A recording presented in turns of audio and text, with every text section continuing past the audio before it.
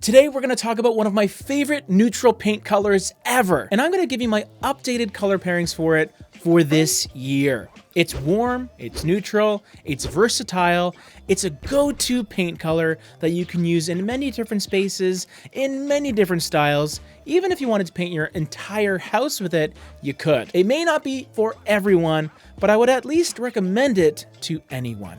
It's by Benjamin Moore, and it's called Edgecomb Gray HC173, also known as OC15 and 972. People say that beige is back, including me. Well, if that's the case, then grayish has been here all along. That's the type of color Edgecomb Gray is, and it takes the tried and true aspect of gray and the warm, comforting aspect of beige, and it combines them into a color that really coordinates wonderfully with the most traditional of designs as well as the more modern ones. It can be used in a more understated, minimalist setting, or as a backdrop for a more maximalist decor that showcases tons of fixtures, accessories, furniture, artwork, all the things. I've always gravitated towards neutral colors like Edgecomb Gray to use throughout an entire home because it sits in a beautiful sweet spot lightness-wise, specifically this color. It scores a 63 out of 100 on the LRV scale, and this is very, very important. That means it reflects 63% of the light that hits it, and colors in this range are sort of perfect for walls. They're deep enough that they feel like an actual paint color rather than white, but they're also light enough where a room won't ever feel too dark or muddy. It's also one of Benjamin Moore's best-selling colors for a reason, and it's also the close neighbor of another paint color called Revere Pewter. Only Edgecomb Gray, I would argue, is even more usable because of that bit of lightness that it comes with. Out of all the neutral paint colors that I talk about, this has to be one that is one of the best main color options to build a color palette off of. And that really speaks to its versatility and flexibility. Now, what are some of those other paint colors that I would put it with? Well, the first one would be a color called Portland Gray. And just like Edgecomb Gray, there's more to it than just a blend of black and white. This color has a bit of warmth as well, but not necessarily from beige this time. It's more so from brown, and this translates to a very slight, warm purple undertone, making it kind of like a taupey gray that has a similar amount of lightness when compared to Edgecomb. This is a color pairing that I wouldn't necessarily have in the same room right next to each other necessarily.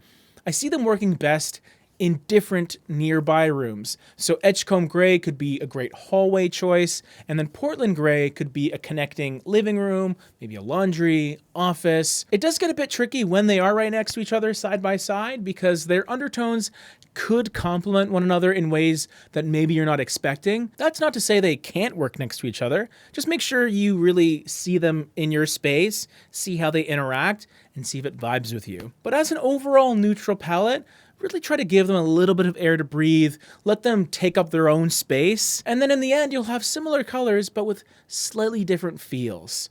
I just find that Portland Gray is a little more grounded, maybe because it looks a little more like the ground with that sort of stony gray quality it might have. I also feel it's a little more of a sophisticated, slightly more mature color, but that's not rooted in any actual tangible knowledge. It's just my gut feeling. Another color I want to talk about is Baja Dunes. And this feels like a deepening of Edgecomb Gray because we're getting more of that beige, technically, a bit more gray as well, definitely more depth as a whole. It's the darkest color so far, but you do also see a lot of that warmth, and this makes the color feel a little bit brighter. It doesn't look brighter because it's darker. I guess a better word would be uplifting. Compared to Edgecomb Gray, which is more of a yellow beige warmth, this color you might see a little more of a bronze coloration in the undertones. Also, the softest green can sometimes peek through, which can be accentuated further by cooler lighting, especially in those north-facing rooms. But overall, you have another color within the neutral color palette here.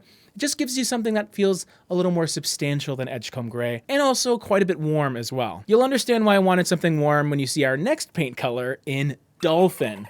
Now, when I picture dolphins, I think of nice, happy, light gray mammals with tiny, cute little teeth.